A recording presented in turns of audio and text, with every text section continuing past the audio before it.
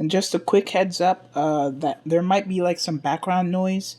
That's just my washing machine because my room is like right next to the washing machine in my house, so it might be a little bit noisy. But let's get started in the video. So in Boy Scouts, like I said, there are different ranks, but here are some of the patches that I earned from Boy Scouts. I'm going to talk a little bit about the patches and then I'll get into the different ranks and things you can do in Boy Scouts. So, first with the patches, this is the Barefoot Mailman patch, and I got this for hiking 35 miles. It was an event where a group of kids from different troops, they come in and we hike from Pompano Beach to Miami. So it took like about 2 days or so, but we carried all our stuff in our pack and we had to hike. So that was pretty interesting. I enjoyed it. It was pretty fun. This is what I got for selling popcorn. So our troop has fundraisers where we sell popcorn to make more money for the troop. And then I got this one from summer camp, Camp Woodruff. And then I got this one from Ding Darling, which was like, they offer different merit badges there. So we went there for a couple merit badges, and we got that. And then this one is from Camp Cocohatchee, which was a different camp. This one is a historian. So a historian is a person who takes care of like the merit badge books in our troop. And I was the historian for like 6 months. Den Chief is a person who communicates from a Cub Scout troop to the regular troop because we might want to do activities together. So once in a while you go to Cub Scouts meetings and you coordinate things like that, like if you're going to do activities together with the troop. And then a librarian is no, my bad guys. The historian is a person who takes pictures for the troop and like post them on a troop website if you have it. But the librarian is a person who takes care of the books and merit badge books and stuff like that. Now I wanted to talk about like how you could join Boy Scouts. So how you can join, you'd probably have to find a troop near you or something like that, and then go to their meeting, and they might have like a pamphlet or something you can fill out, and then you can join that way.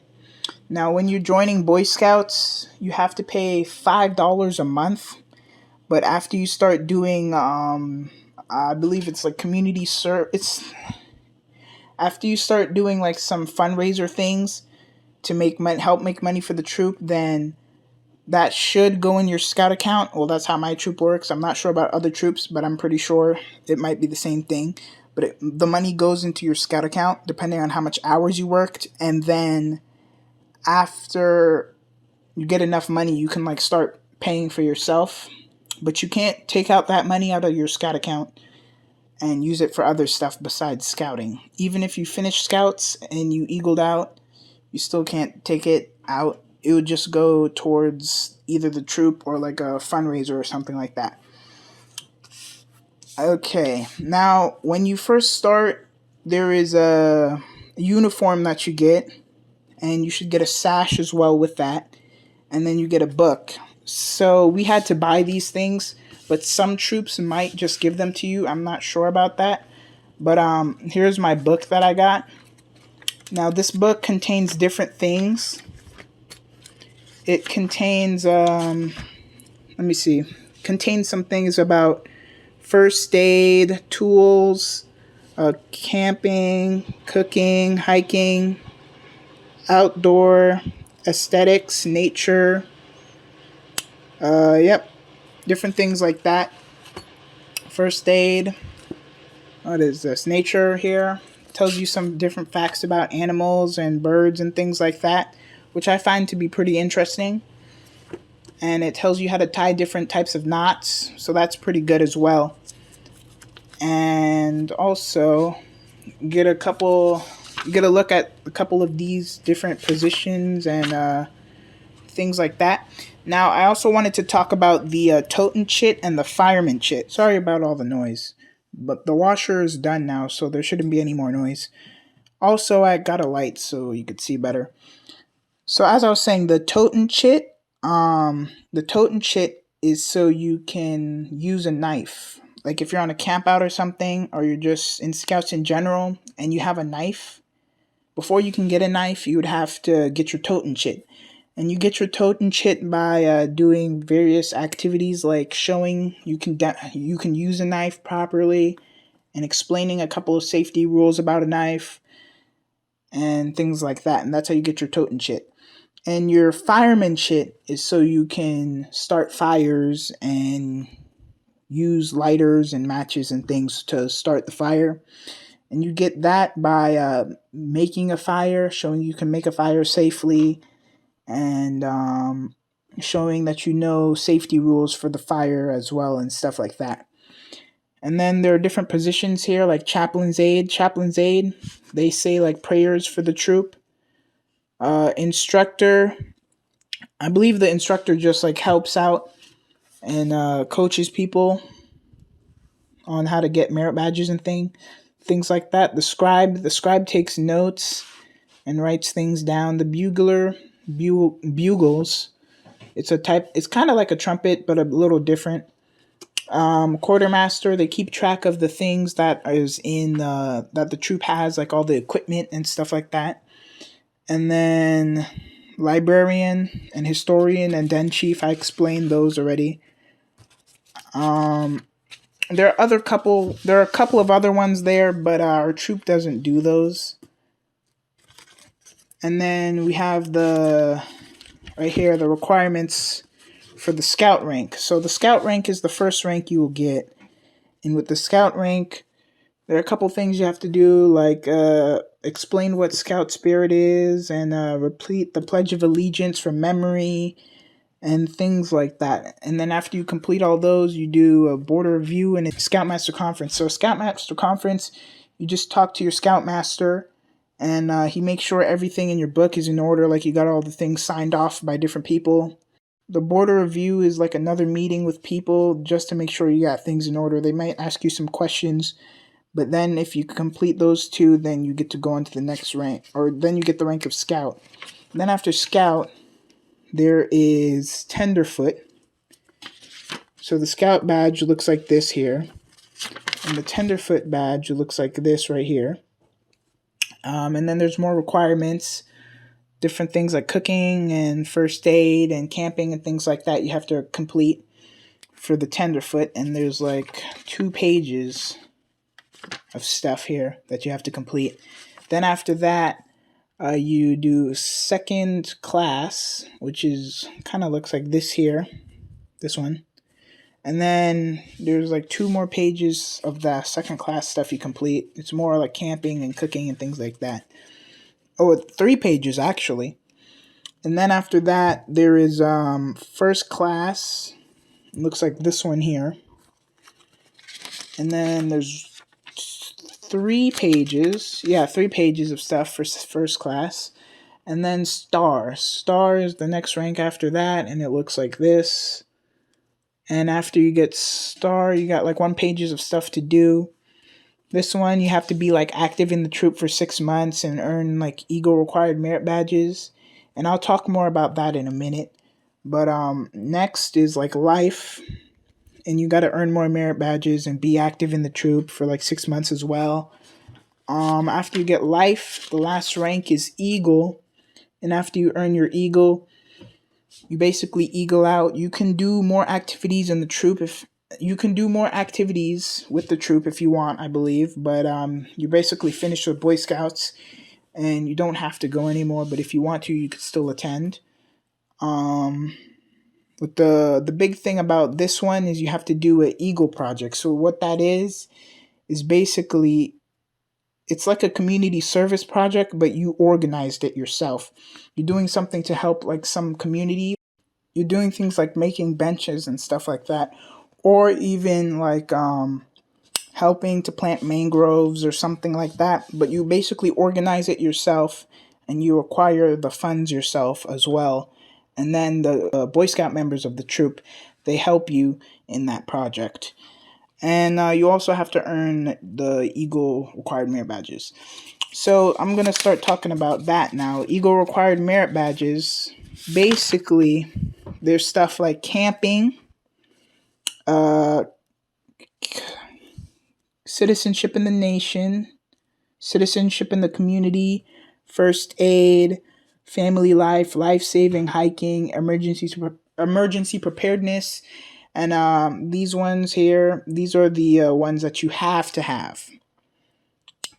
to get Eagle, and they look like this here. This is communication. That's an Eagle required. It has this like silver thing on the edge, but the rest of them are green. That's how you know it's an Eagle merit badge. And these ones here, these are other merit badges like art, archery, American business, and different things like that. And these are the merit badges you don't have to have, but I do believe that you need at least like maybe 10 or so of the regular merit badges to earn Eagle. But yeah, you really need the Eagle required ones, but you don't have to have all of the regular ones to Eagle out.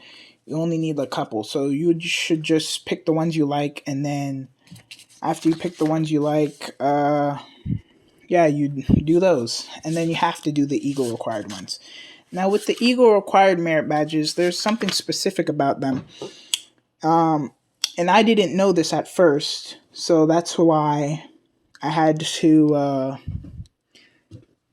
Let me explain it to you. So, with the Eagle required merit badges, you have to have first aid, you have to have citizenship in the community, citizenship in the nation, citizenship in the world, communications, cooking, personal fitness, emergent. Now, with this one, it says you can have emergency preparedness or life saving.